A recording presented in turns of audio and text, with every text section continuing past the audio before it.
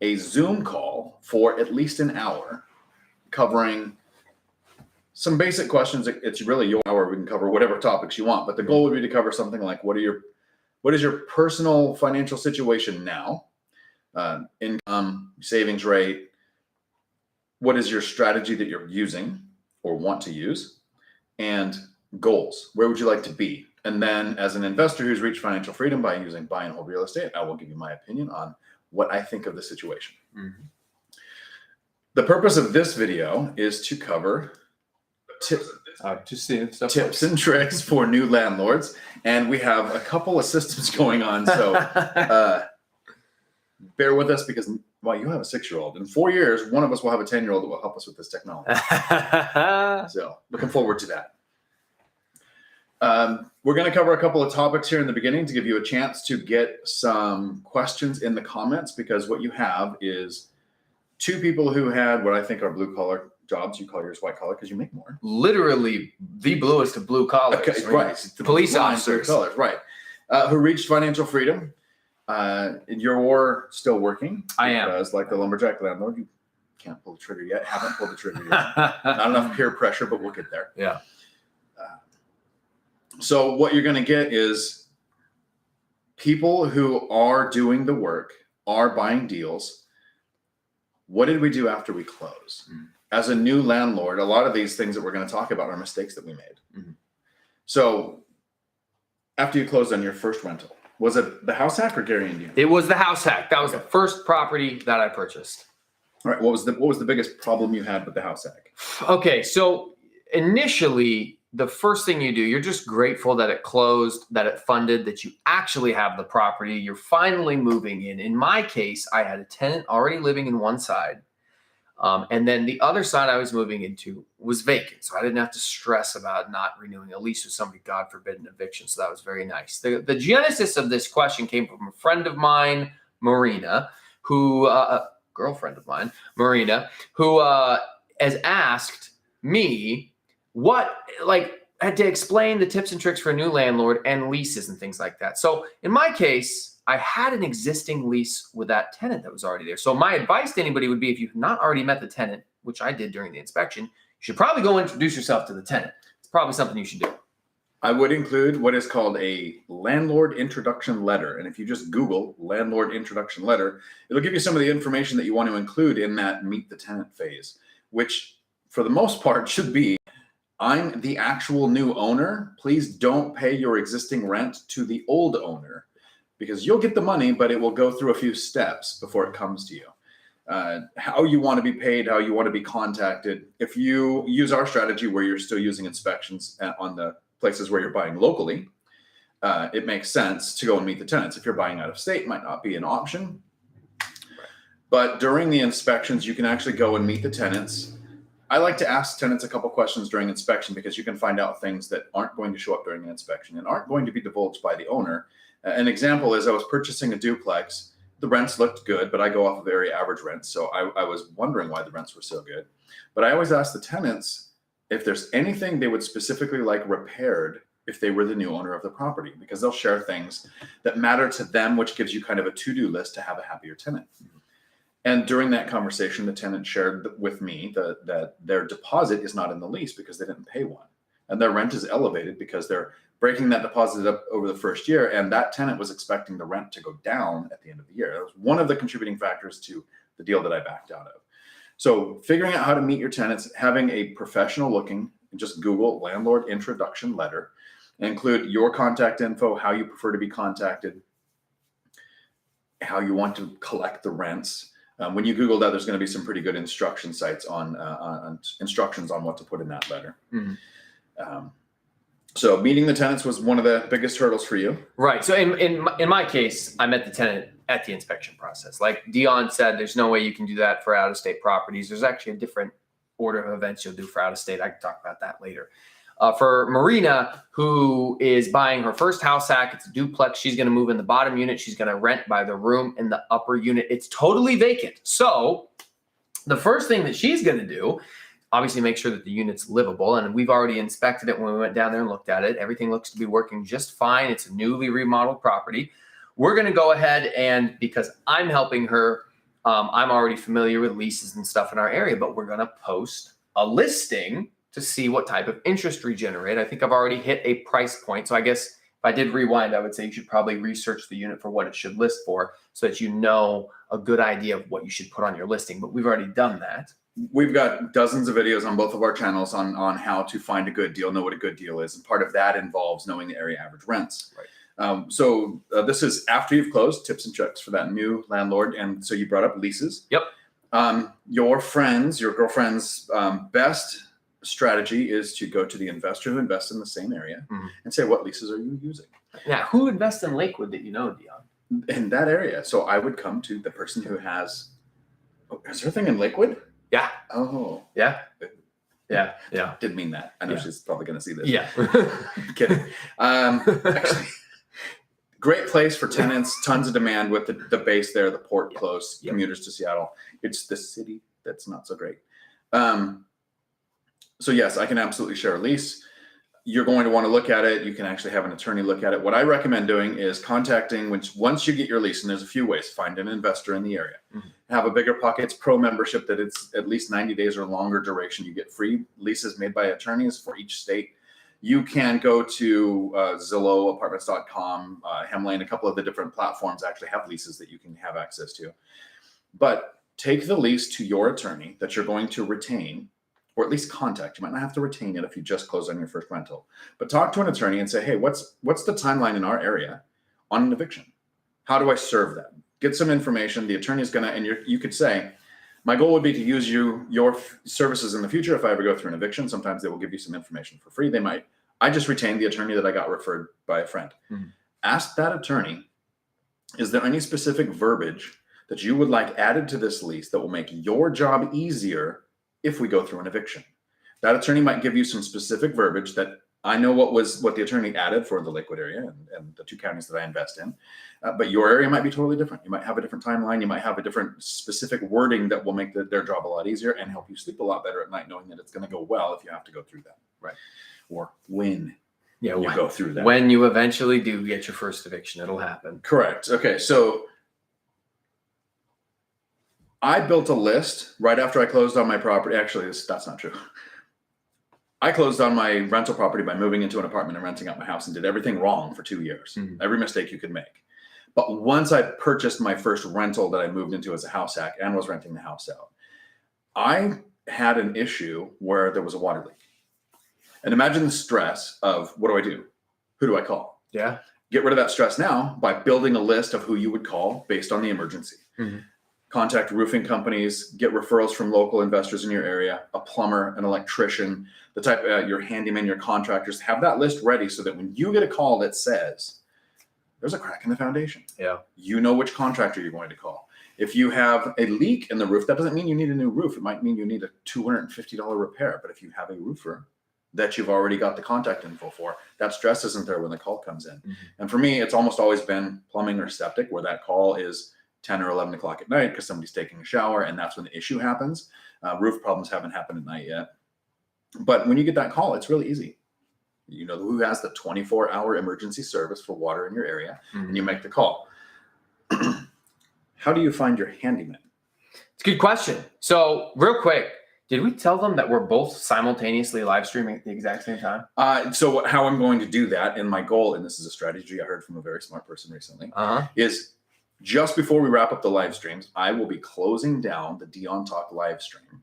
And on the Millennial Mike channel, we will be giving away that 1 hour of one-on-one time with a Zoom call to get to see if we can help with your situation.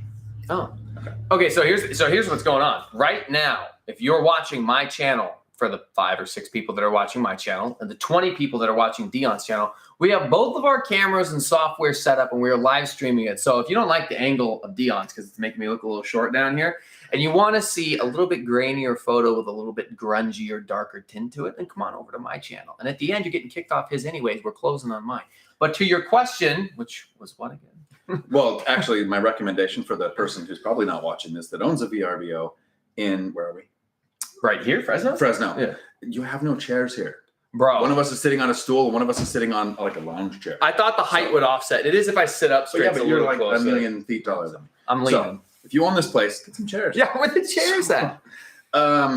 Okay, the next thing was, how do you get your handyman? That's what you want to do as a new owner, as you've just closed on that property, maybe even before you close. Go to local real estate meetups, get live interactive reviews from other investors who use handyman in your area. And I have handyman and handy women, but that's the term.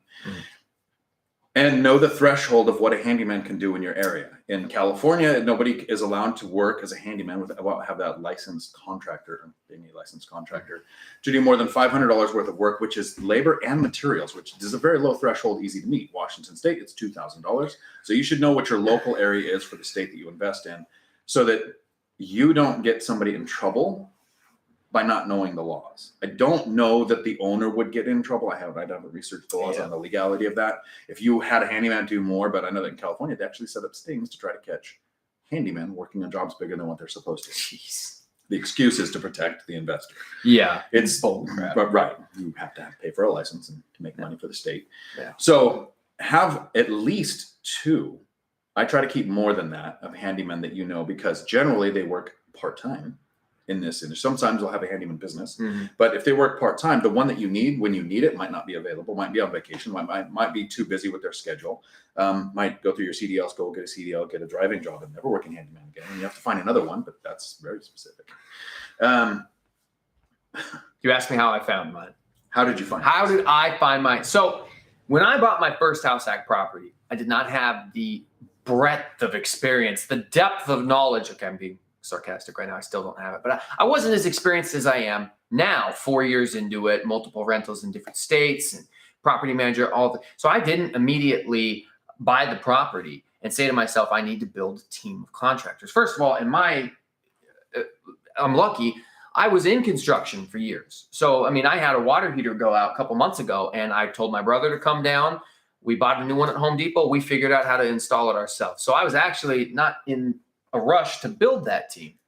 To clarify, Mike is actually house hacking a duplex, which means it's his residence. So some areas you are not allowed to do even simple electrical work inside the panel. Right. Definitely not inside the panel, but inside like a light switch. Yeah. But if you live there, some of those laws change based on where you live. So you can absolutely do plumbing in the place where you live, where we are. Right. And that's a good point to make. Yeah. So, and I felt confident enough with my skills to handle most minor things. Like I replaced a fixture in my bedroom a few months ago, and I also did the water heater, things like that. I can do anything major, absolutely. But I had a good inspection done. My house was only 23 or 4 years old when I purchased it, so I wasn't, and the roof was brand new. So I didn't immediately think, oh, I need to build a team, I need to build a handyman. Now that's what I did with an out-of-state investing market. But yeah, I to be honest, I didn't build a team of people. I was confident in my own skills, and that if something arose, I would just call and start figuring it out at that point. So that was I guess something that I should have done. Now, for my friend who's watching this, for Marina, I'm going to call Dion. Dion, who do you use for this? Who do you use for this? That's what I would do now. And I'm going to tell her, you have Mike who knows how to do that kind of stuff.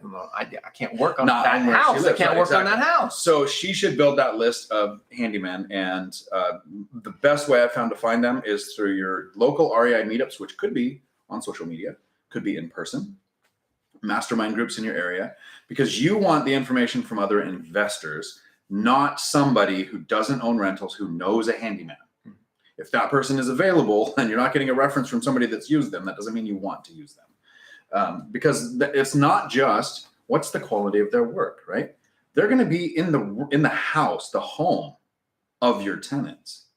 Customer service is top, almost top important, right after insurance. I want proper insurance on any contractor or handyman that I use. And right under that is I want them to actually have personal skills to get along and not upset tenants, because one of the things we really want to do as an owner, as a new owner, if you've just closed on that rental, is help limit tenant turnover. You want to keep your tenants as long as possible because it's very expensive when tenants turn over. Right. For that new owner who just closed on a rental, after handyman and contractor contacts and having your plumber and your electrician and contacting your tenants, download the Thumbtack app. It's one word, Thumbtack. It is an app that is a very easy way to find contractors, get quotes from those contractors through emails really quickly, and read reviews. You have the best thing about Thumbtack is when you get a reference of a fencer or an electrician or something through Thumbtack, they know you're going to leave a review at the end. And their reputation on that app is made or broken by reviews. So I've had really timely responses or good explanations when there is an issue. So after the Thumbtack app, if you're familiar with my content and if you're on Mike's channel and you're brand new to me, one of the things that I like to do with buying real estate is I have a strategy that gets my tenants to request. They actually ask me to raise the rent. So if your friend is not aware of that, hopefully you'll share that video with her. But I don't do it right away. When you close on a property, if there are tenants living there, you didn't get to vet them. You didn't get to check their credit, check their work history. You don't know very important things about them. So I wait a couple of months before I use that strategy. I want to know at least these three things. These are the three things we usually care about and why we do things like check credit, check employment, check income, check eviction records. I want to find out if after 2 months, do they pay rent on time? Do they call me for super trivial things? And third, do I get noise complaints? If after 2 months, those three things aren't a problem, then I will use the strategy that helps get the tenant to ask me to raise the rent, which is called the binder. If you look right here on YouTube, the binder strategy. So as a new owner, you have acquired your leases, you've talked to an attorney, you want to contact the utility companies and set, I don't know if you've done this out of state, but this is what I recommend to everybody, is set up what is called a landlord policy. They might call it something different, but you're the owner and you don't live there. So that when the tenants move out, electricity is automatically reverted to your name, so you don't have as high a chance as frozen pipes. You can go there, you can do showings. Your handyman and contractors can go and do repairs between tenants, and they have the power to run their tools. So there might be another term for it because my memory is kicking in, but it's like landlord policy is what your utility system is going to have set up. You have the ability to put tenants in place. You are bound by the existing leases. So if there are tenants living there, if it's month to month, you need to know your local rules on how much notice you have to give to not renew, how much notice you need to give to raise the rents. Where your friend is investing, it is 20 days to not renew the lease and 60 days to do a rent increase of 10% or more. Okay. But you need to know your local area's rules to know what you can do. Time your leases. This is a strategy I don't hear talked about very often. Yeah. And in Washington, it's kind of important for the time of year, but not as important as if you live in Siberia with a lumberjack landlord, where if you get locked outside your house, you could die for, like, what is it, 11 months out of the year, pretty much? Yeah, it's cold up there. Right. So for that, you don't want to be renewing tenant leases in December. So if you purchased a place in December and you're putting a tenant in because you're able to find a tenant, or it's December when you're going to sign your longer lease with your tenant, do a 6 or 18-month lease, and know your local laws in Washington. If you do more than 12 months, the tenant signatures have to be notarized. Yours don't, but theirs do. So these are tips and tricks for that person who just closed on a rental property. We're trying to cover as much of that as possible. So if you're putting in 2 tenants at the same time, no matter the time of year, make sure the leases aren't the same length. If you own a duplex, and that is the totality of your portfolio, the last thing you want to do is be 100% empty for a month or 2 of rehabs, relisting, tenant screening. If you can, space that out. Do a 6-month, do a 12-month, do an 18-month, to where you're not renewing leases all at the same time. After you've done all of this, and we're about to get to the questions, and we'll kind of go through both at the same time. And I'm not sure how long this live stream will go on. It'll go as long as our voices handle out, because this is day 3 of the first day was the dinner where we were in an echoey room and talking louder than everybody, and then an 8-hour day the next day doing presentations. And this is day 3 of that. And we did videos with Mike this morning. Which was a lot of fun because I got to hold the dogs for like 2 hours straight. It was totally worth the trip just for that. Teach your tenants these 3 words. This will be the last thing I cover, and then you can wrap up with your last, and we'll get to the questions. So these are the 3 words that I want my tenants to know, because I self-manage my properties, and I don't do this because I wanted another job. I am able to self-manage 16 rental units, still house hacking, and do it in less than 2 hours a month. If I average out the entire year, last year it was less than 2 hours a month. This year it might break the 2-hour mark, but it's not by much. Because I had a couple of issues and a couple of tenant turnovers, more than I normally have. But my goal is to keep that as small as possible. So my tenants know these 3 words. After they've interacted with your handyman a couple of times, I give my handyman or my contractors a threshold of $500. If the tenant reaches out with a repair that actually needs to be done and it's less than $500, they can do it and then bill me. I've built relationships with those handymen over years. Don't start that with a handyman you don't know or trust, or a contractor. But sometime the tenant might need to call you. I prefer to do everything through email because they're admissible in court. Text messages in our state are not, but emails are. Your state might be different, so know your local laws because real estate is local.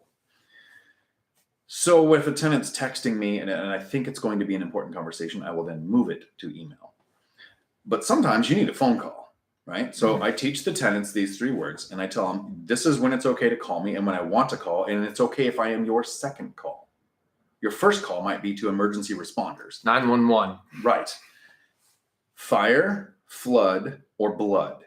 If the tenant is going to communicate with me and those 3 words are going to be in this conversation, that's okay for a phone call. Everything else should be text or email depending on your preference.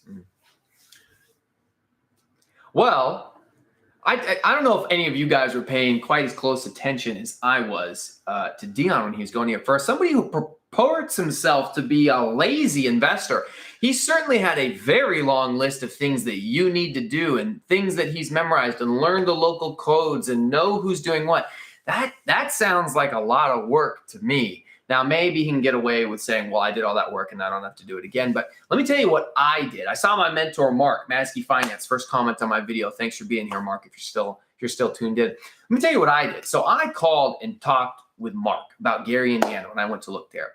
And I asked him, well, who's doing your repairs? Who's doing your evictions? Who's managing your properties? You know, who's your team? And well, he referred me to the property manager, and the property manager has all of the different contractors lined up for every conceivable problem you might have. Not only that, they also do the leases. So if you're using a property manager, your life, your job, your day gets a lot easier. You pay for it. Dion's right when he says, you know, that what you pay them is 10% of gross rents, but it ends up being about 50% of your actual profit if you weren't paying them. That's true. But all the stuff that he just coached you into doing, I don't want to say you don't have to do, but you do it with someone else who takes the lead and you're just learning and following what they're doing. So first of all, if you're going to house hack like I do, I manage my own duplex. I learned that type of stuff for my first property and I still to this day manage it. But if you're going to invest at a distance, I don't think it's a good idea to try to get familiar with the laws in another state. That I would leave to a professional and hire a property manager. Most property managers that I've heard of, I work with 2 myself, have their own teams of people who fix every problem you have. Now, if you don't like the bid they give you, it's still your property. You can get other bids. I've gone that route. I've gotten more competitive bids, brought it back to their preferred person, seen if we could work on the numbers. We have. I've made videos about that. So there's a lot of different strategies to employ. But to the first-time person who just closed on a house hack, yes, you need to figure out how to list. If you're going to manage it, you need to figure out what it should lease for, how to list it, how to show your property and interview people. Maybe you're not an extrovert. You know, those communication skills might be something you have to build on a little bit. Then how to sign the lease. Like Dion said, in Washington, if you're going to sign more than a 12-month lease, it has to be notarized. So all of my leases are 11 months and whatever the remaining days are for that month, but never over 12 months unless you want to go do the notary thing, which I don't want to subject myself to. Yeah, so that's how I would handle the problem. But what he said was good. It just sounds like an awful lot of work for somebody who's retired and lazy. I don't think people sometimes understand the powerful motivation that lazy is. And the entire reason I've been investing for 12 years so that I could live the life where I work 2 hours a month. And that work 2 hours a month is literally opening up an app to see if the rent was deposited. I clocked that time. So I'm going to go through a comment, then we'll go to a comment on yours. Sure. And to all the howdies, we're just going to say howdy tonight so we can make sure we get through as many questions as possible. I'm going to cheat. I'm going to use 1.5. So Lease, thank you. Yes, this is my travel map. It's not the tapestry like the other ones. This is more like a sheet. So it travels with me. And I'm not saying I wear it like a cape and run around the yard. Big piece. But Matt Bittner, howdy. If you manage to get owner financing from a homeowner, what's the next step? Do you get a lawyer to draw up the documents? So there might be 2 answers here, because if I do this, I would be using an attorney, not an attorney, my real estate agent, right? So your agent is going to know how to get you in touch with title company. Some areas, and each state is different. I know that in Florida, all but one counties, the seller picks I might get this completely backwards, but it's one of these ways. The seller picks title, and in that other county, that one county where Naples is, I think, the buyer picks title. I would probably have an attorney go through the documents, at least have them look at it to make sure it's done right. But title is going to be the one that handles all the money, make sure all the liens are taken care of, get title insurance, is going to record it with the county. How would you do it? If you've gotten seller to agree to seller financing, what is your next step? Yeah, so if I get the seller to agree to seller financing and I have a contract in hand, I've done this twice, I have the contract in hand, I picked the title company. So I used a title company that I'd used on other transactions, Indiana Title Network. And I gave him a phone call and said, I have a contract between the seller and myself. We're going to buy this house, not using lenders. Can you guys run this transaction for us? And they took it from there, and it was very, very simple. I wish all my deals could be seller finance deals. Do I wish the same? No. Have you done a seller finance deal? No. I make a seller finance offer, but so far every time it's made more sense because I'm not finding properties that have equity. All my deals are from the MLS with traditional lending so far. When you close your first seller finance deal and you realize there was no underwriting, you didn't. I didn't provide any proof of income or funds, anything. My property manager had an established relationship with this gentleman and said, I'm an investor who has multiple properties with her. I want to buy one of his properties. That was it. That is a little atypical. All right. You're going to usually at least have to provide, and I've provided this as well when I bought a wholesale deal, a screenshot of my bank account, that I had the funds. That was it. You don't have to provide the bank statement, the W-2s, all of that stuff. You're not going to get these emails from the freaking lender and then the underwriter. It's a giant pain. On top of that, you don't pay loan origination fees and closing costs and lender fees. All of that goes away. The interest rate is made up. It's negotiable. I was able to negotiate mine. I was able to negotiate the contract on mine. When you do your first seller finance deal and all you pay is title search, the title search history, and then the title insurance, that's it. And you're like, wait a minute, hold on. When I calculate my down payment is 20%, it's actually 20%, nothing else. And then whatever the title search and history was, I'm telling you, Dion, you're going to get addicted. I mean, there's a lot more to it that's good also. It counts against the 10 Fannie Freddie loans in your name. It doesn't. Not necessarily. For my lender, they count the seller finance mortgages. So the lender will, but you can do 50 seller finance deals and they're never going to count the 10. Agreed. So you can be at 10 and then do seller finance. Yes. Also, the interest rates and the terms are all fictitious and ethereal until you speak them into existence. Right. So don't talk about balloon payments and don't talk about, I want to keep the interest rates close to what the banks are doing now. It can be 0%. Yeah. It can be 20%. It can be what makes sense. We have Zuber's done a $125,000 purchase at 0% because the number of the sale mattered more to the person than anything else. They wanted to be able to brag to their friends about the price that they got. Your question. Oh, my bad. Hey, sorry about that. That's Yeah. Okay. Mark, appreciate you. Julie Anderson, thanks for being here. Rob, I'm not actually sitting on the floor. I appreciate you saying I look normal size. Thank you. Consider the logic. I think a bunch of people are honestly just watching your live stream and jumping back and forth. Okay. Good. Let's see if anybody asked a question. Hey, R. Rosales, who says, hello, Mike and Dion. I saw you yesterday. It was awesome. Thank you so much for coming to the event yesterday. It was a ton of fun. We had the opportunity and privilege to actually open up the speaker. Well, it was actually Dion. He just kind of pulled me along to help him out, which I don't know why, but thank you. It was a lot of fun. Everybody who was there. You missed literally an hour's worth of stand-up comedy if you weren't there. From the comedian. I got good points out. And you know what? The entire event was recorded. And Michael Zuber handed me the 100 gigabytes of master files because I edit all this stuff for him. And I'm petrified something might happen to them before I get them uploaded. So be ready for that stuff. Dion, find a question. Okay. From Tennessee Tweety. Howdy. Thank you for being with us tonight. What do you think about 36-month leases with built-in inflationary increases? This is to cut down on turnover cost, assuming you did tenant screening correctly. It's a great idea. And if we have a crystal ball, I would totally do it. So in the commercial side of leases, you usually do 5-year leases with, like you talked about, planned increases. Because they're kind of flat or mildly upward trajectory.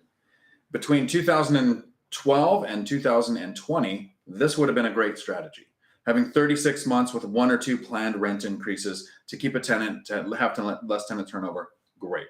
My thing was I prefer 2-year leases, so I have the tenant's signatures notarized when I do that, and because it helps limit tenant turnover. But I'm locked into that amount for 2 years without an increase. If I was going to do longer, I would plan an increase.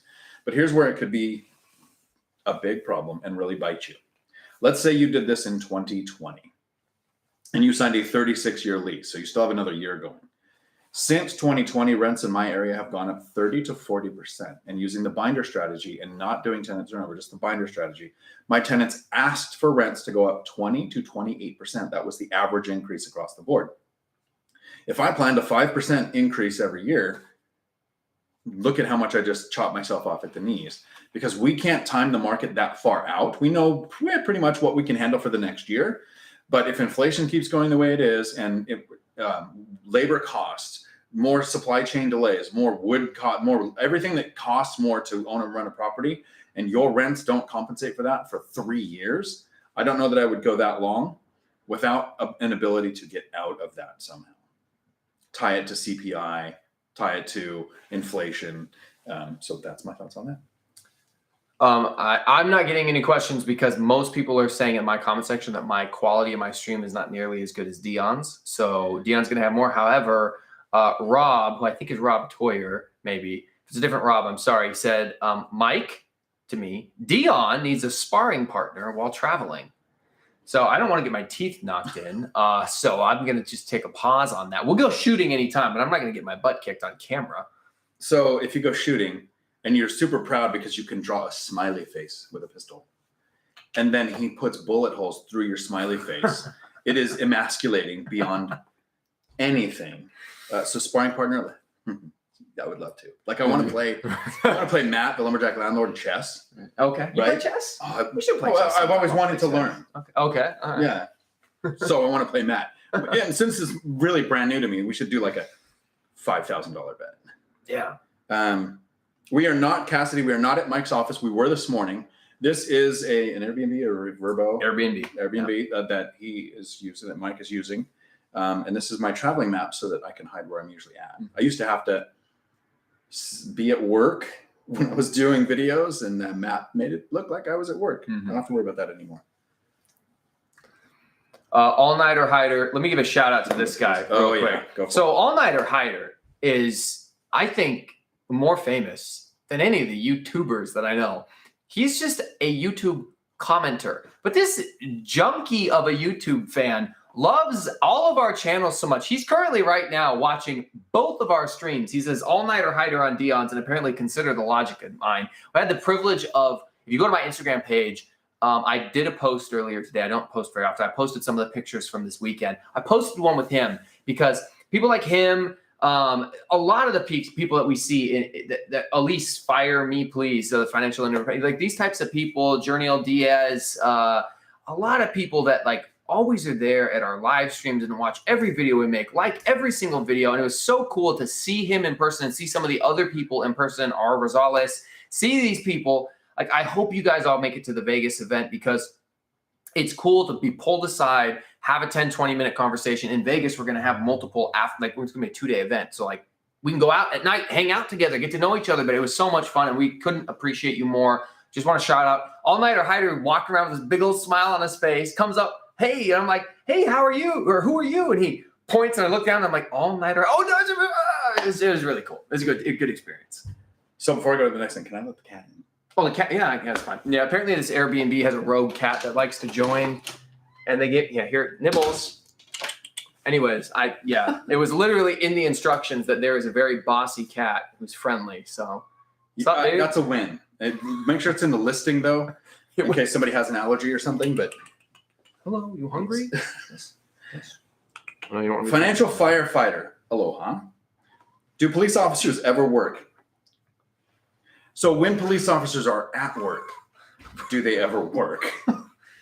Hey, you're a hater, dude. Come on, man. No, so reports, yeah, but outside of reports. Okay, let me watch Super Troopers, 100% accurate. Nothing in that thing is wrong. Right meow? Right, exactly. Yeah, go right meow, maybe after the live stream. Yes, we work. Here's a question for you, because this was a question I fielded yesterday at the One Rental at a Time live meetup. Sure. Theo, howdy. Do you place your rentals in trusts? It wasn't an LLC question. So this question made Michael Zuber so He uncomfortable. ran away. He made me switch him spots so that I was the buffer between Dion and himself. And I just laughed and looked at Dion. And again, these interviews will be up later. Do I put my properties in trusts? No. Do I put my properties in an LLC?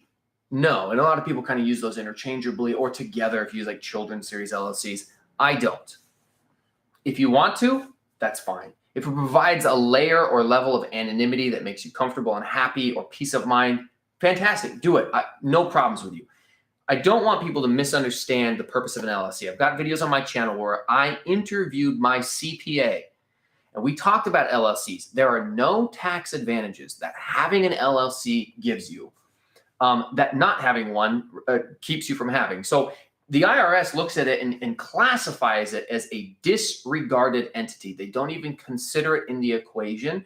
And a lot of people think, oh, when you have a business, there's certain business exemptions. That's not how that works. It has nothing to do with the LLC. So if you're thinking I need one in order to buy rentals, you don't. Dion has 16 units or properties? Units, 7 properties. 7 properties, no LLCs. I have 8 properties, no LLCs. Matt the Lumberjack Landlord.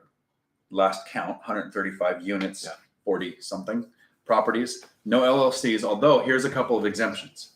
Exceptions, words are hard. Mm-hmm.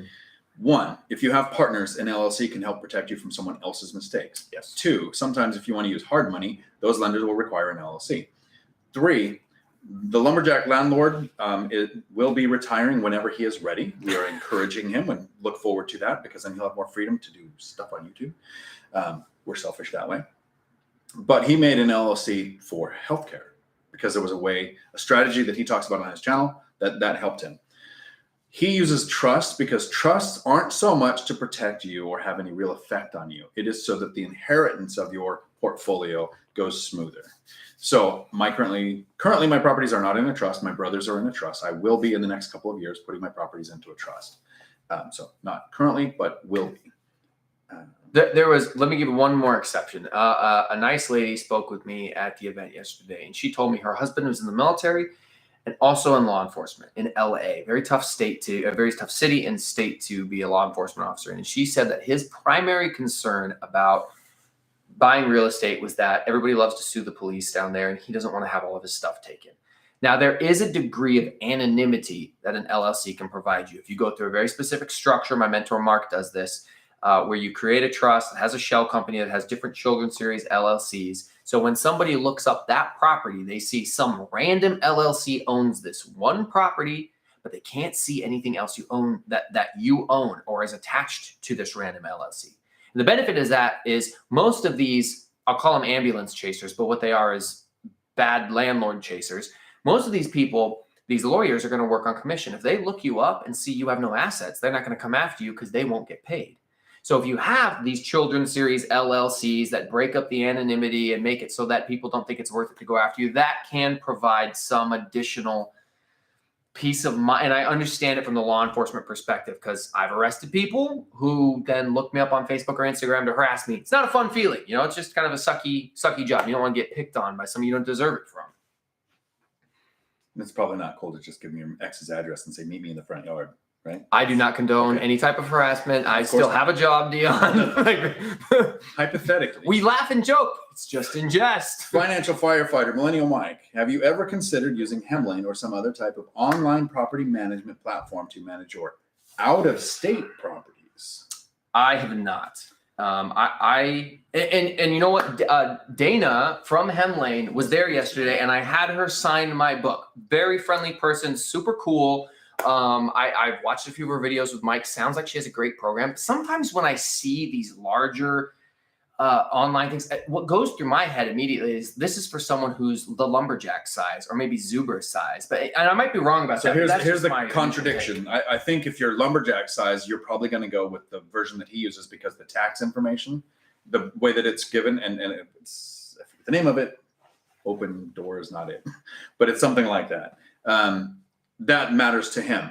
If you are investing at a distance, I recommend, like Millennial Mike does, use property management. And for that, you don't need an online platform to manage your properties. The property manager will have all the information that you need. But if you are investing locally, here's why I like Hemlane.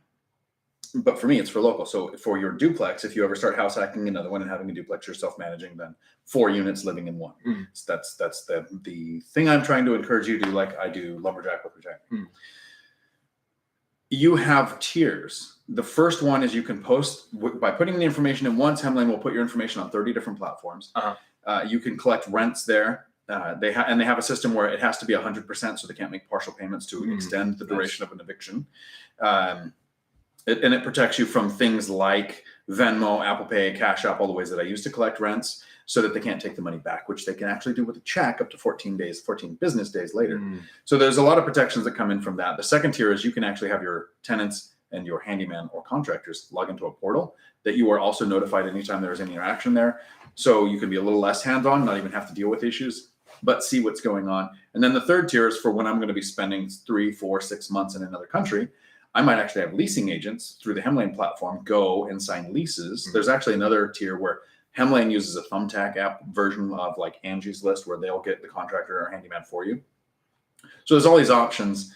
And the cost is, in my opinion, extremely affordable, because a lot of the other platforms, there's like somewhere between $10 to $50 per unit charge. And the Hemlane pricing for me works a little better. First, you can use the code Dion, D-I-O-N, if you don't know how to spell my name, it's not an E. D-I-O-N, to get a 20% off your first year. It's $28. The last time I checked, it's $28 to start your account with them, and then $2 per unit. So it doesn't go up $10 to $50 like some of the other platforms per unit. It's $2 per unit. So locally, I recommend it. At a distance, I recommend property management. Yeah, I and my property manager and I, the software would be great. The person who asked this question, financial firefighter, does have a YouTube channel. He's been on my channel. I interviewed him recently. He bought 14 rentals in Pennsylvania in a 1-year period. He's a firefighter in real life. Good dude. I don't remember. I know I interviewed you. I can't remember, Mark, if off the top of my head, if you did have a property manager or if you're managing from a distance. But I want boots on the ground, physical person that's there, that I have an ongoing relationship with. In the story that Dion told us about Hemlane, I could see their listing and leasing agents possibly, being a revolving door of people. Like, I want one person that knows me, knows my tolerance levels for things, and then is managing my properties, knows my tenants. They need to have a relationship with the tenants. That's very important. That's actually one of the first things you do when you do buy a new rental. You want your property manager out there. If you're not managing it, your property manager probably should have met the tenant during the inspection process. Honestly, I send my property managers out to look at my rentals. So hold on. Let me get a question, because we have one that Dion might like right here. Julie Anderson, another big time supporter who watches everything and comments on everything. You rock. She says, I need a smaller firearm that is easy to carry, easy to fire. Any recommendations? And then she asks, is 11 acres enough to practice on?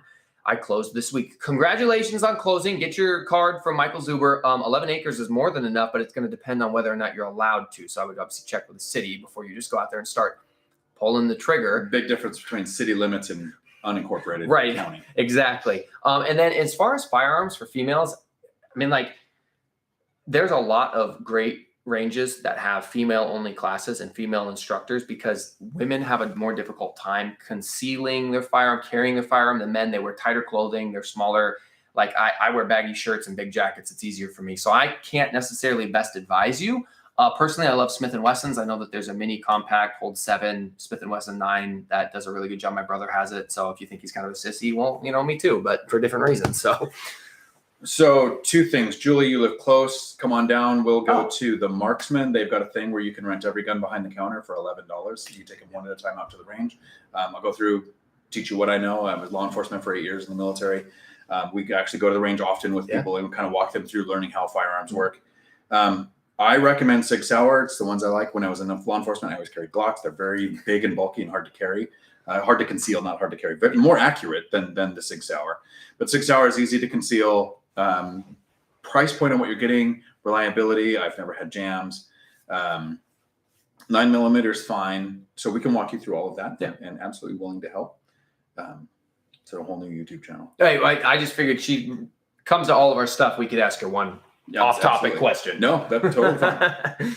So, RA Stoners, howdy. And it is safety meeting time, so everybody take your shot. That's what a safety meeting is in transportation.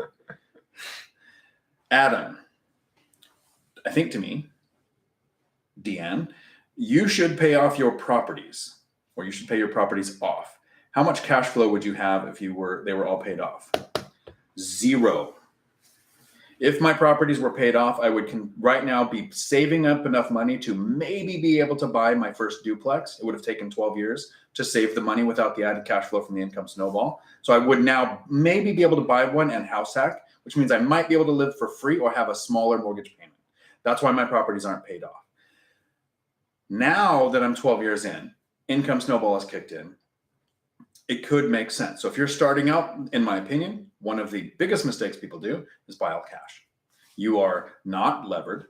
Let's say you had $500,000 and you buy one duplex.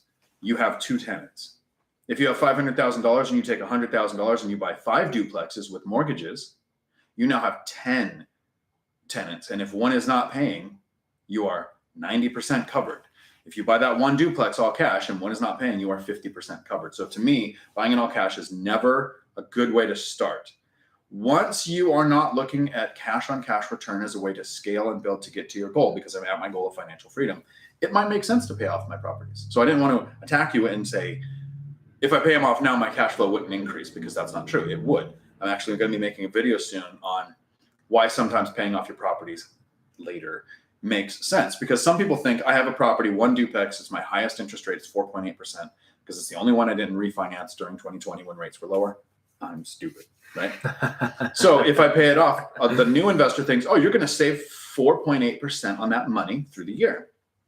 But here's how it impacts your cash flow. You are paying principal and interest, not just the interest. That's not the increase to your cash flow. The increase to your cash flow is principal and interest. So it can be a good increase to your cash flow, but it is a bad return on equity. Go ahead. Sorry, I didn't mean to interrupt you. Yeah, couple things. Number one, like the videos if you haven't already. Appreciate everybody who has. Number two, I had the privilege of, I get to hang out with Dion all the time. It's fantastic. I get free real estate investing advice all the time. We took a 2.5-hour drive one way to go see Michael Zuber and a 2.5-hour drive back. We chatted the entire time, mostly about real estate. Because he was afraid I was going to fall asleep while I was driving. He wouldn't stop talking. It would be rude of me to fall asleep in the passenger seat. I'm not your girlfriend. I'm not allowed to sleep in the car. I'm your boy. I stay up with you. You're welcome. Anyways, we kicked around the idea. Well, what would happen if you paid some rentals off? How does that affect your cash? And it's a good conversation. You know, I'm also having a similar thing, because guess what? I came up on my 10 mortgages almost, but I have some mortgages that are $25,000, $40,000. What if I just threw all my money and paid those ones down to 0 so I open up some more slots? But realistically, I mean, now they're cash flowing 100%. Not really, because you still got vacancy maintenance property, but they're cash flowing really, really well. And he, you know, his goal is to be the lazy real estate investor. He wants to create as much cash flow for himself as possible. But the more units you buy, even though you're not creating a lot of work, you're still creating a little more work, a few more leases, possible repairs. So if you want this cash flow to go up, you could pay your existing units off. So this number does not increase. You keep the same number of units, headaches, problems, tenants, but because they're paid off, your cash flow goes up. But if you get really deep into the math with it, the return on equity is technically worse because you've locked up all that money. But do you care if you're actually making more cash flow, which is the lifeblood of how a business works, or just how you choose to live your life? You have more disposable income to go on vacations and not invite your boy who does work. Yes, I'm a cop and I do work. You bums? If you have $100,000 to invest right now, and you think, I have $100,000 on this mortgage, I can pay it off and increase my cash flow. In my position, it might make sense. If you're still building a portfolio, it makes a lot more sense to take that $100,000 and buy another unit, so that you're going to be getting appreciation, pay down, and cash flow on another property, instead of what I think is sometimes the wrong thing to do, pay off that debt. But don't compare year 12 to year 1. Right. Paula, howdy. Greg, I found a 6-unit, 3 commercial, 3 residential for $70,000. I'm out of state. What should I do? What were the numbers?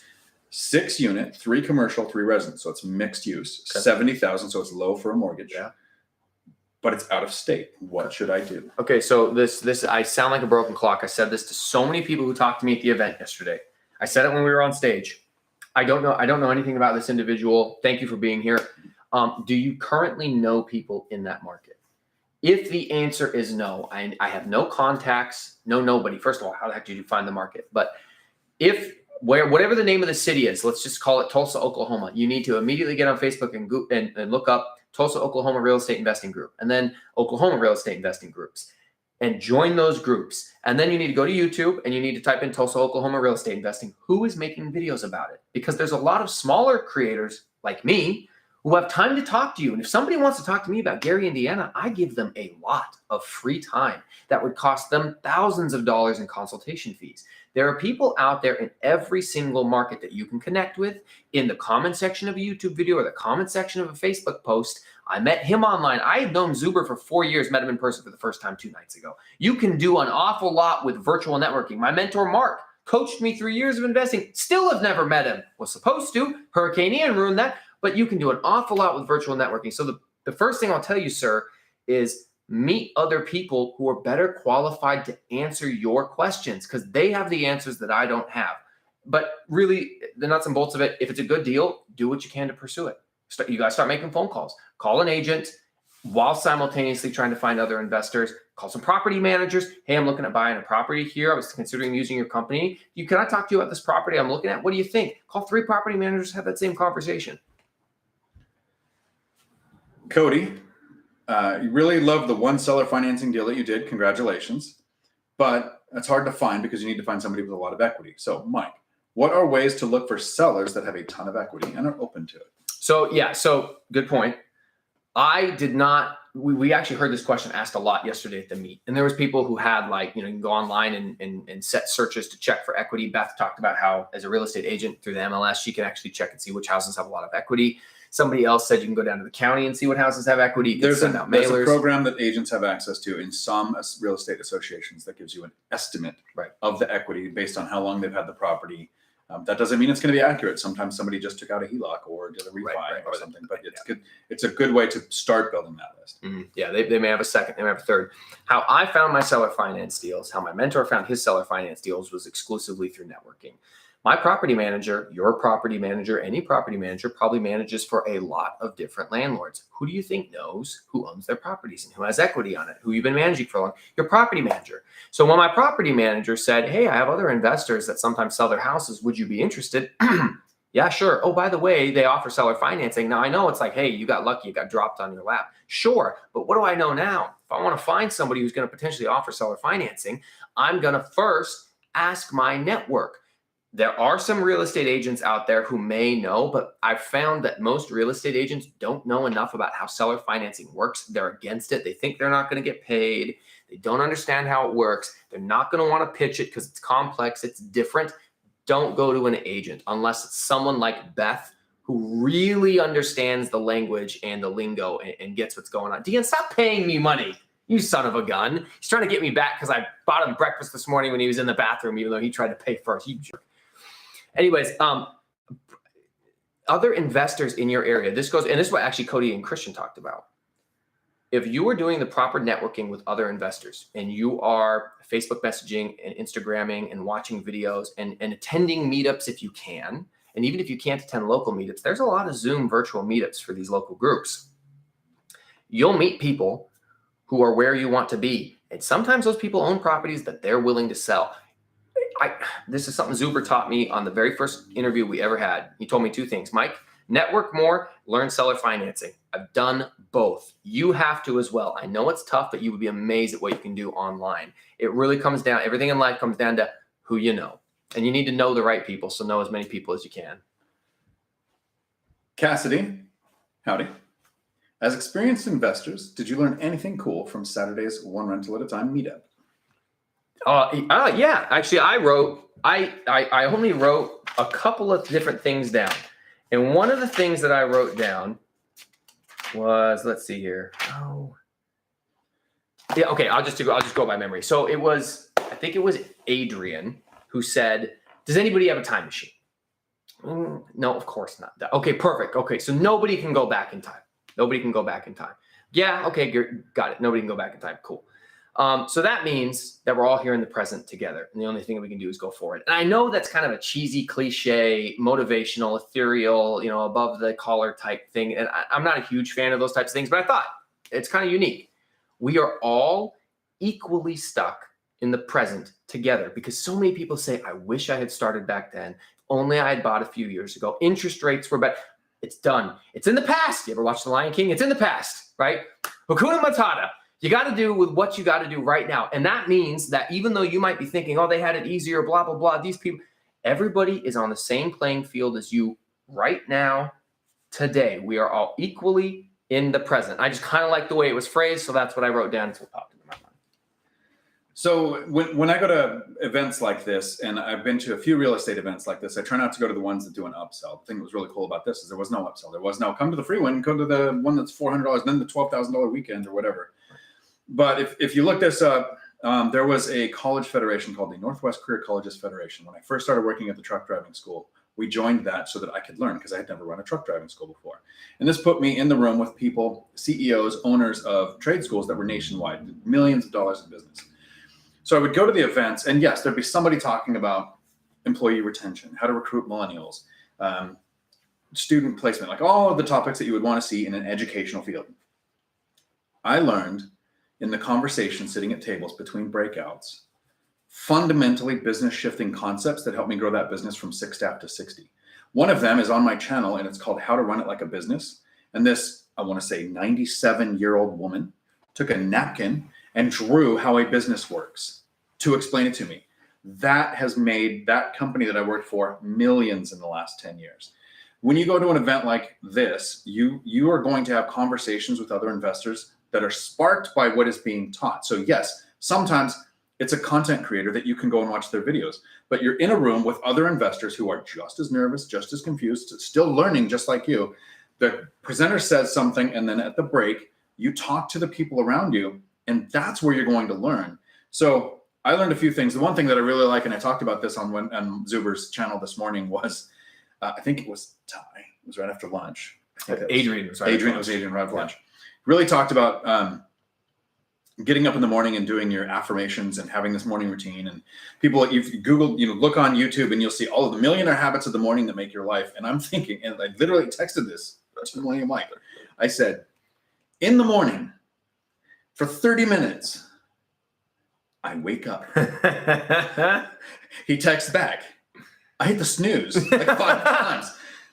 Successfully investing in real estate, made work optional, retired this year with, you have it there. I'm trying to see. I don't know if it's going to focus. These are literal texts that we sent. So I'm not making this up. These are actual texts that came out. Is it going to focus maybe on mine? So Zuber says in a conversation after the instruction that you have to know yourself. If you are a motivated, hard-charging morning person, set your routine up for success in the morning. If your goal is to, one of my favorite sentences to use is, it's getting early, I better go to bed. Like, my goal is to go to bed around 3 o'clock every day. So I don't want to be getting up at 5 or 6 and doing affirmations, but I want to wake up at noon, have my 30-minute wake up, and then between 6 and 10 at night, have all of the cognitive functions to do everything that I want to. Pay attention to the kids, to look at real estate, to make offers, texting and sending emails and all of that, while being a functioning human by knowing myself, which I wouldn't have had that realization if I didn't hear the after lunch presenter getting everybody all amped up again because lunch makes you fall asleep, and then listening to a conversation with Zuber about what he thought of that. And it made me have the thought of, if you don't know yourself, you might be thinking, all these rich, successful people get up in the morning and do this. And if you're not a morning person, it's not going to work. But that means you can do it later. It doesn't mean you can't do it. Rob asks, Mike, how many more units do you need to retire? Good question. I thought that I had a financial independence number for retirement. And then the lumberjack landlord said, hey, buddy, I got to tell you something that's unfortunate. How are you planning to pay for healthcare costs in retirement? You got a 6-year-old kid. You might get married again. You might have some more kids. And I said, ooh, that's sorry. You might have the kids. Sure. The married again. Yeah, but that was his opinion. I'm not neither going to confirm nor deny the possibility of that ever happening. But yeah, there's some costs that I need to actually factor in. So In order to make $10,000 in straight profit a month in cash flow, I think I need about 10 more units. Or 3 in your high cost of living area. Yeah, I suppose that's another way to look at it. Yes. So we'll see. It's an evolving process, but don't worry, guys. You'll be there for the journey. So the short eclipsed version answer of that is not unit count. Mike is looking at a cash flow amount that will continue to grow and outpace inflation that would make it possible to retire early, which for me means to do nothing. Right. For you, it means on to the next venture. Yeah. Not every unit cash flow is the same. So believe it or not, I got a video coming out that I titled Newton's 3 Laws of Real Estate Investing. Now, some of you might be familiar with Newton's 3 Laws of Motion, right? Believe it or not, Sir Isaac Newton actually wrote 3 laws about real estate investing first. His second law is force equals mass times acceleration. That's what force is. It's mass times acceleration. Believe it or not, he actually meant to write that financial independence, F, is equal to money, M, times assets, A. So F equals MA. He repurposed it later, whatever, for gravity, who cares? Point is, financial independence equals the amount of money you get multiplied by the number of assets you have. So unfortunately, that money isn't a fixed rate. It is variable. The units I bought earlier on are now cash flowing much better, but I still have my same goal day one. But I am keeping track of the amount of assets I have times the money they make, and I'm moving forward, which is the direction I want to go. Lauren, howdy. Looking forward to seeing you at the next Tacoma FI meetup, if you can make it. Hopefully your schedule allows for it. Went to look at a seller finance duplex today. Seller is the listing agent, said he spent $175,000 on full top to bottom renovations, which is professional speak for made up BS, words coming from agent. We got there and the place is a dump. Where did the money go? So a renovation isn't always going to be something that's visible. It could be foundation, it could be septic, it could be tying into sewer, it could be all kinds of things. Sometimes it's new paint, new trim, new flooring, things that you can walk in and go, wow, this has all been redone. Sometimes it's things that you will never see that was done. It's possible that amount of work was done, and that was the work that it took to get it up to the dump that it is now. Or the BS we talked about 35 seconds ago. Lane, thank you for this. Hem Lane has been solid for me. Just upgraded it while you deployed. Hopefully you put in the code DION to get 20% off your first year. Cassidy, thank you for this. In your opinion, at what point does a newbie investor become an experienced investor? I have an answer, but I want to hear yours first. One more time. What point does a newbie investor become an experienced investor? That's actually a really good question. So I asked Mike maybe a year or so ago, Zuber. I was like, you kind of refer to yourself as a mom, pa, landlord. You got like 180 units. Like, at what point are you no longer a mom, pa, landlord? He was like, oh, probably when you own about 20 different units. And I was like, really? And then I never heard him refer to himself as a mom, pa ever again. I know there's a coincidence. Not trying to call him out. When do you become, it's odd. For me, I think, bless you. I think when I really felt, and I hate to say this because it sounds a little arrogant, when I first got invited to Dion's Tacoma FI group, which if you're from the area, please attend. He's always there. I try to get there when I can, but I got a pretty tough job. When I went to the Tacoma FI meetup, and I had an opportunity to meet up with like 15 other people who all had similar goals and similar interests, and they're on the same path, and they're fans of Dion and Zuber and things like that. And I realized out of everybody here, I own more rental properties and more units and have been doing it longer than everybody here. And I was like, and that doesn't make me like an expert. I always say I'm not an expert. I just have experience. But yeah, that was the first moment for me where I ever felt like, you know what? I think I actually kind of know something. I can actually help these people. And maybe the only other moment was I've helped 2 other friends buy their first and their second rental properties in Gary, Indiana and Hammond, Indiana. And when you're at the point where you can walk someone through an entire transaction, start to finish, answer all their questions, hook them up with the right people, and not look like an idiot, you kind of feel like you did something right. Incoming short. Short? What? Oh, did you record that? In progress. Oh, for you. Okay, good. I was like, what's going on? I'm confused. My work is done here. At what point does a newbie investor become an experienced investor? I can't wait. When's it going to happen? It hasn't happened yet. I have 3 kids. I messed up. There's 5 years between each one, so that meant 28 years of parenthood. That third one, wasn't easier because it was the third one.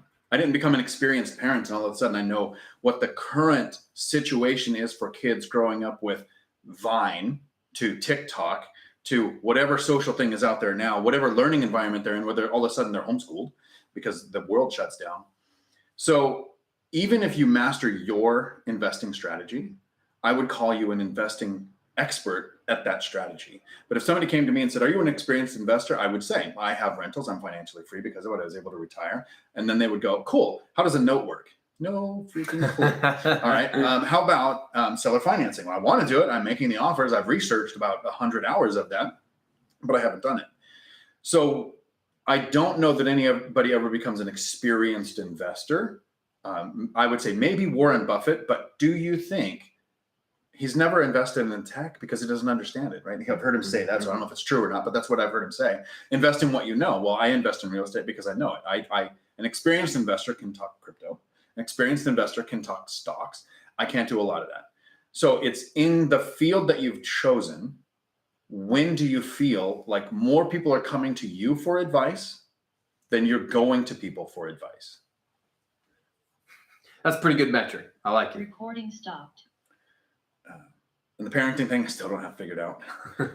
Next ones I'll get right.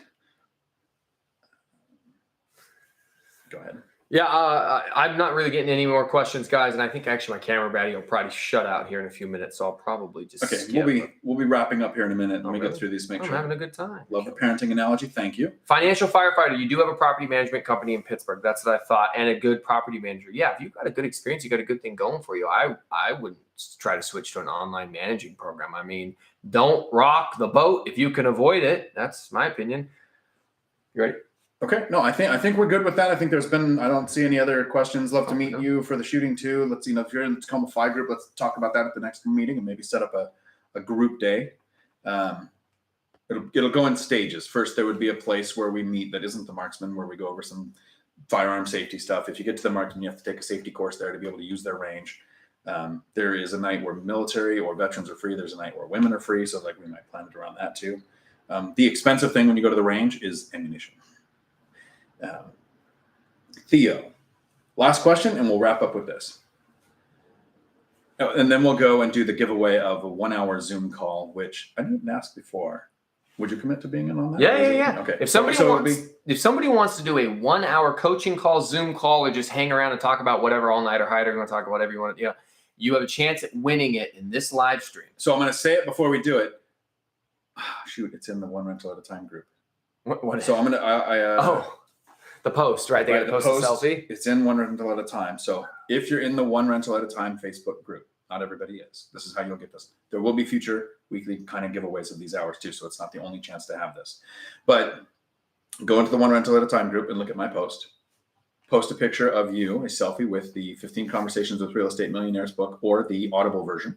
I'm going to give you several minutes to get that selfie posted because I will be choosing out of that. And today is Sunday. So Tuesday, during my live, at the beginning, I will announce out of those, I'll use the dice of doom that I have to determine out of the people who made the posting in the One Rental at a Time Facebook group and my post where I literally post, and it's a selfie of me holding that book, that anybody who posts a selfie here is going to have a chance to win this 1 hour of one-on-one time. I would like to talk about real estate, look at your position, look at your finances, talk about your goals, strategies, give some advice on what I would do in that situation, even though I don't know your market. It can't be very specific, but it can be anything. You want to talk about transportation, guns, parenting, bad dating advice, I'm there.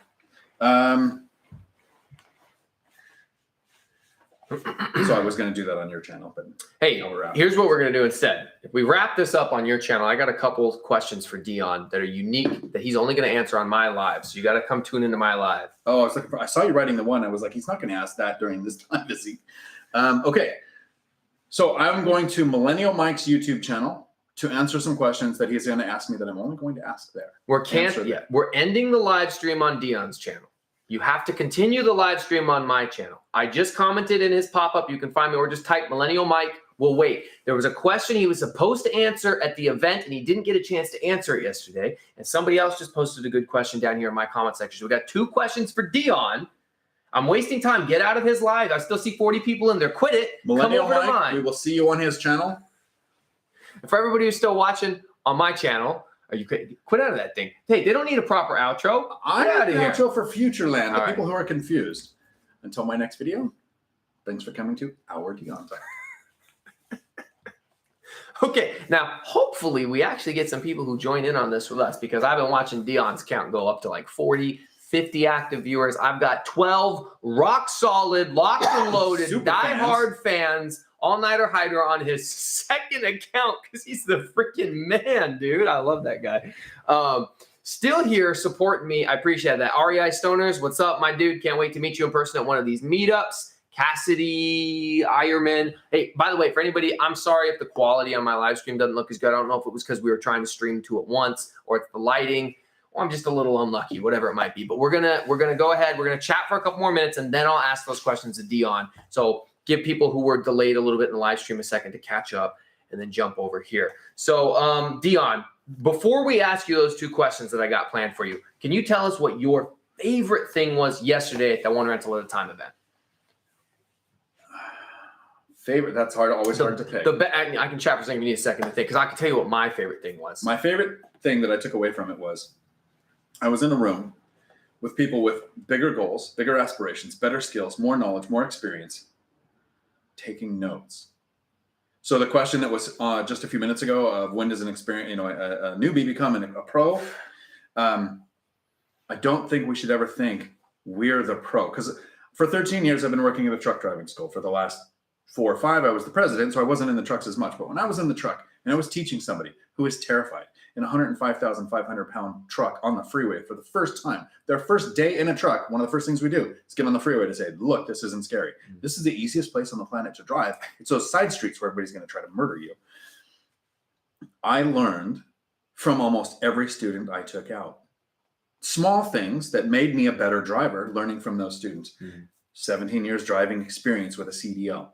Law enforcement evac training, a decade teaching at a CDL school, and I'm learning from a 64-year-old who's been an accountant, or an 18-year-old who just graduated high school that's driving the truck, and I'm thinking that's a skill. I need to learn that skill. Investing is almost exactly the same. So I was super happy going to that event and watching that. Yes, I presented, but I listened to your answers.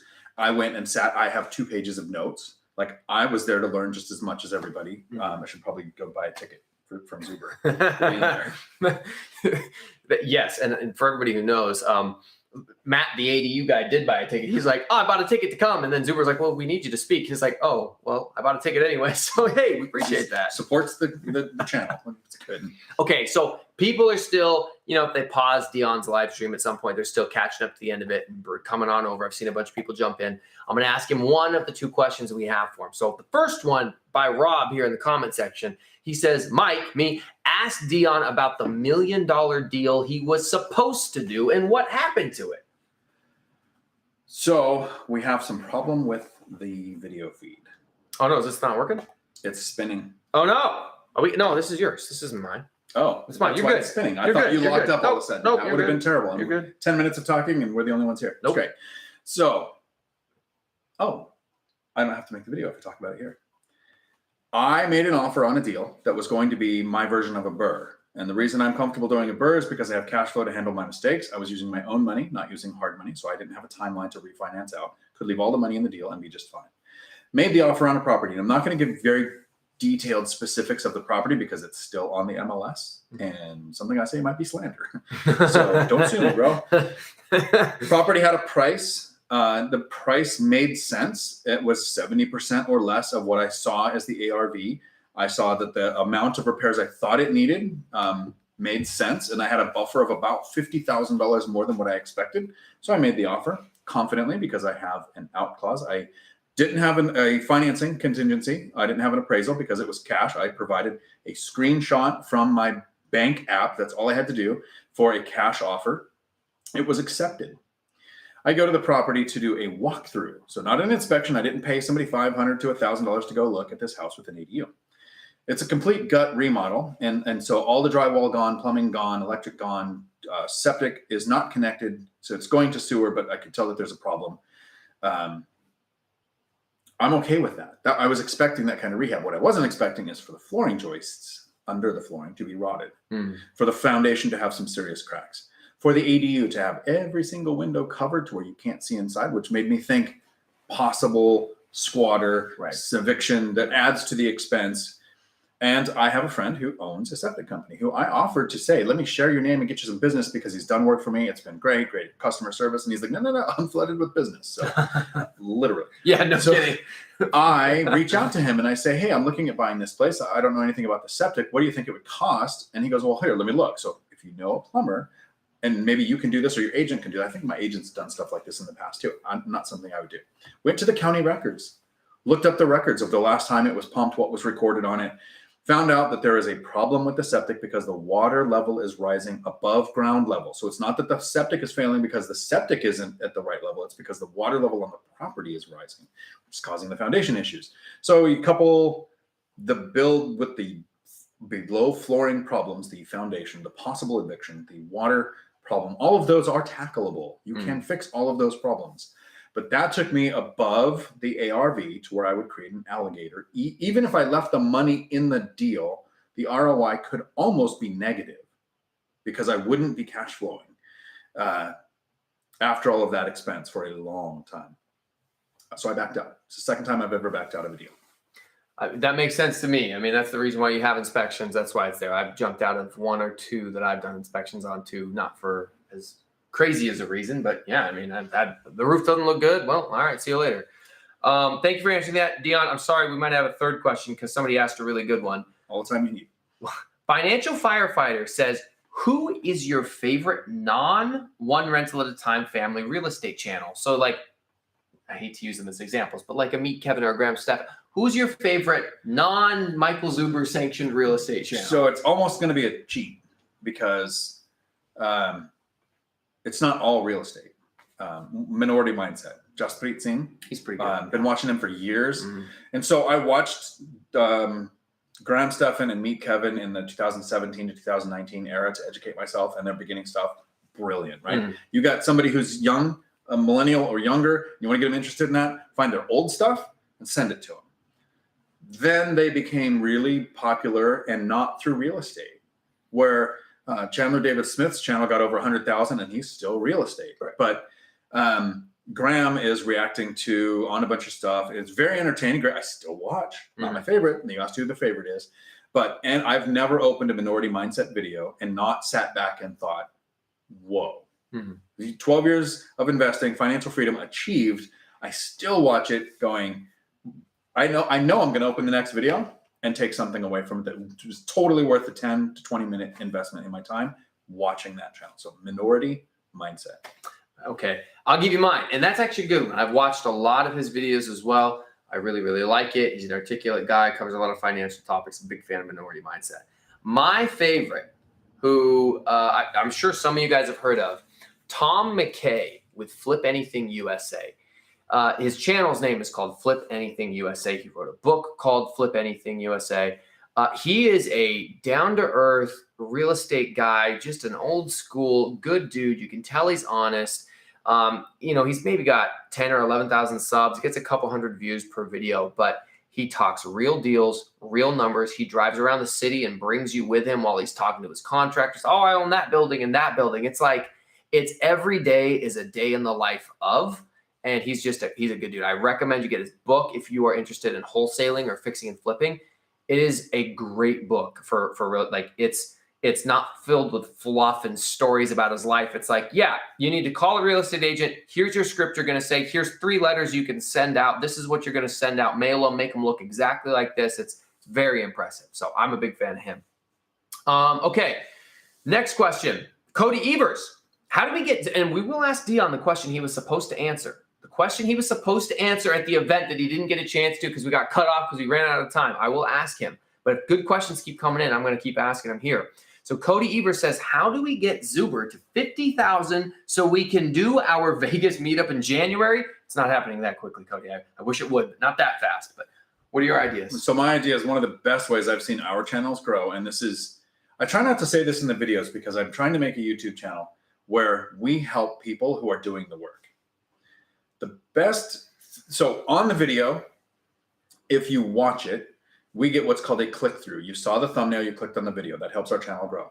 The longer you watch it, so sometimes there have been people who said, oh, I sometimes I'm too busy, I put your thing on, I just push play for the algorithm. So the longer it's watched, the more YouTube thinks somebody likes our content. If you finish a video and go to another video, they think you like our content. If you do a super chat right now, if somebody gave Millennial Mike $2 on his channel, the algorithm goes, someone likes your content enough to actually give you physical money. Well, let's share this with more people, right? So all of that helps. But here's the ultimate compliment and way that we can help Zuber get to 50,000. If you're in Bigger Pockets, if you're in Choose FI, if you're in the Burr Facebook group that I have been banned from because they only want people who are pro Burr, and I did a video that says how to Burr and why I don't. And that got me kicked out of the group. Nate. Anyway, so if you see a question where somebody says, where do you get your info from? Post a link to a video to Zuber's channel. It's nice when you go, I get my information from the Three Amigos or the REI Avengers, and you post our names and you tag us. I mean, that's awesome for the recognition. But if you took a video, the most best thing that happens to me is when somebody asks in any format, should I put my properties in an LLC? Some amazing people have taken my LLC rant video and put it on there. And like, I want to hug that person, because that's the way you show other platforms someone likes the content on YouTube, and that draws attention. So when you share a video with somebody who's asking a question, and if you can, in a public manner, because as a content creators, if I go into any Bigger Pockets format, like I've guest hosted the Bigger Pockets Money, and I did an episode, a video on the Bigger Pockets episode 448, right? They don't like that I have a shirt with a logo. It's a nonprofit that doesn't do anything, but they're not building Bigger Pockets to grow other platforms, right? Mm-hmm. So if I go in there and somebody says, hey, should I have my properties in an LLC? I could go in and type an answer, but if I linked my video, I'd get kicked out of the group, and I don't want that, right? I don't mind being kicked out of the Burr group because I'm not a Burr guy, but I don't want to get kicked out of Bigger Pockets. I don't want to get kicked out of one rental at a time. I'm trying to pitch my own channel in there when I can avoid it, right? Share his videos with people. Leave a 5-star review on his book. That's the kind of thing that will get attention to bring people into that. And because I want to get it to 50,000 too. I'm really looking forward to Vegas. Yeah. For anybody who watches my channel, I don't post very often. I get harassed all the time that I don't do enough live streams. I have thrown all of my free YouTube time behind Mike. I do a couple hours with him on Sunday mornings. I spend hours editing videos for his channel, putting together stuff for him so that hopefully something can kick off and take off. And every now and then videos, get 5,000, 10,000 views. Most of them just get a few hundred, maybe 1,000 or 2,000. But I mean, I support his mission, his goal, his dream, because it's all about you guys. It's about how to actually help people. That was the best thing about the event yesterday. As Dion said earlier, nobody sat up there and said, you need to buy this course, you need to buy these books. It was just, what questions does the audience have? How many questions can we answer? And unfortunately, we don't have enough time to answer them all, because we've got to get the next guest up here to answer a different category of questions. It's authentic, it's relatable, it's approachable, it's real. It doesn't feel commercialized or fake. So I want to see him pass Bigger Pockets. I firmly believe that over enough time, we're going to obliterate them, because all they do is sell stuff and have generic conversations that don't lead to real action. So I know we can beat them. You guys are how we're going to do it. And I think what we're going to do now is ask Dion that question. Let me give you the backstory on this question. We're sitting at dinner, the group of experts. We're sitting at experts, people who know what they're doing, and me are sitting at dinner with Mike. And it's the end of the night. We've been chatting about real estate. Cody's there, Christian's there, Beth's there, I'm sitting there, Dion. It's a whole Seattle team. We're all sitting there. And we've been talking and talking and talking. Zuber's just dancing around the room, doing his thing. He's just like running around, like bumping into people. Hey, how's it going? He's wearing these crocodile leather shoes. I was like, wow, it's so cool to see you in person, for real. Like, wow. And then you run off to go wave at other people. Anyways, we're sitting around having a good time. And Dion's talking about what he's going to speak about the next morning. He's first to go up there on stage. And he's talking to me about what he's going to talk about, briefing me on the, on what my role is going to be. And he's like, hey, I want you to ask me this question in case I forget. And I forgot to ask him the question. So I'm going to make up for it right now. He goes, you know what, Mike? I love buying real estate without spending any money. And I said, wait a minute. Okay, wait, hold on. How do you buy real estate without spending any money? Which is why I wanted the question to come up there. Because the biggest fear when you do a live stream is that there aren't questions. And the biggest fear when you go to a presentation where a big part of the format is audience interaction, you're afraid there's not going to be any questions. There were great questions, so we never even got to this question. So I don't know if you forgot or we got timed out. I'll give you that. Thank you. So I didn't invest for a decade because of one sentence that my brother said. He said this sentence, and he still says it. His numbers are better now, but when he first started saying it, this was a sentence he said, and this stopped me from investing for a decade. He was an investor reaching financial freedom. He retired at 50 with 10 paid off rentals. So the question that came up earlier, what would your cash flow be if you paid them off? He got to 10, then paid them all off, made sure that there was no debt, and then retired. Totally makes sense sometimes at year 10. But he would say, every time I buy a property, in 11 years, I get my money back. Now he's down to like 6 years. He's improved his processes, but at the time it was 11 years. And I sat back and I thought, that's stupid. Like, he had his money in the bank. It's not in his hands, but he's got his money in the bank. He buys a property so that 11 years later, he could have his money back. So for 10 years, my brain was stuck on, that's kind of dumb. But when he retired, shut down his business, and all of a sudden started living the life that everybody else wishes we could do. I mean, he literally is just quads and sea-doos and travel and scuba and, I want to say women, but how do you pluralize? So it's the life that you would want as a single person. That's fun. You could do anything that you want to do, right? I sat back and I said, well, wait a minute. If he's just buying his properties to get his money back, how is he doing this? And then it dawned on me, he's not getting his money back in 11 years. He's doubling it. The money was there. He had the money in the bank. He takes the money. You buy a rental property by making a down payment. So you pay for closing costs if we're in a seller's market like we have been for the last couple of years. You pay for escrow and title, and you pay for a couple things like that. But you're putting $10, $20, $50, $100,000 into a property. You're not spending it. It's still there. It's still yours. You can sell. You can cash out refinance. You can take out a home equity line of credit. You could do all kinds of things. You can leave it in the property like I do and just benefit from the cash flow that equity creates. So when you buy a rental property, that down payment is not spent money. It's not money you need to get back. You're creating cash flow, and you can't look at it like, eventually I got my entire thing back. That's not what we don't talk that way. We talk yield. You invest $50,000 and you make $5,000 a year in profit. You have a 10% cash on cash return. That's the language that we use. The $50,000 that you put into the property is still yours. That was a concept that flipped my switch and made me start buying properties. And it didn't happen quickly. It was 4 years to buy 2 duplexes, but it got the ball rolling to get to the income snowball, to make work completely optional.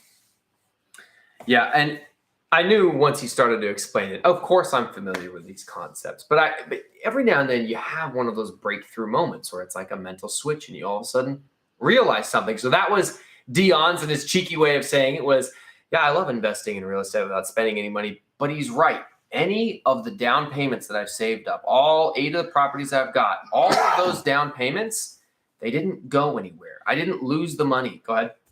Let's say you buy a property, and I'm going to quote some numbers that are probably wrong. You buy the property for $18,000. You put $25,000 into repairs. Mm-hmm. What's the value now? $70,000. Yeah. Okay. The money you spent on repairs is still there. Right. It is still yours. You didn't spend that money. Mm-hmm. It is still there. It's yours.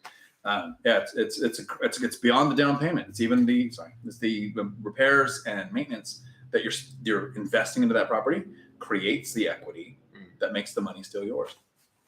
It feels nice not to lose money. Really, the only time you do is the little bit that gets eaten up in a transaction, little percentages that bleed off. But other than that, yeah, when you put your money into real estate, it's going to remain constant at the value it was, or it's going to grow.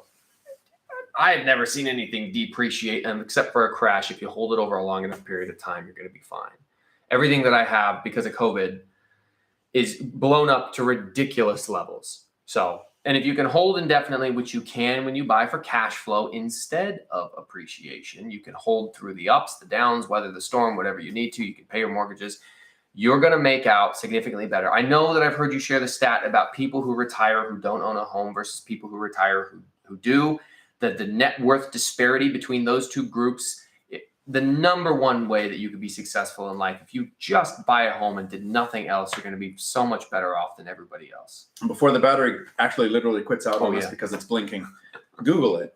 Average net worth of somebody who owns a home at retirement versus a renter. It's $221,000 if you've owned a home, $6,000, $6,800 if you are a renter. That's not even talking investments. That's just the person who owns a house. Imagine the amount of net worth that happened for us in the last 2 years because we had the assets. We're trying to get you to be the person today who's buying the assets so that you can be the person in 2 or 8 years that benefits from the appreciation that happens between now and then. Thanks everybody for watching. My battery's about to die. We're going to end the stream. Like the video. Shout out to Dion. Follow him on his channel. I'm sure you all do anyways. I love you guys. We'll see you next time. Ciao. Nice.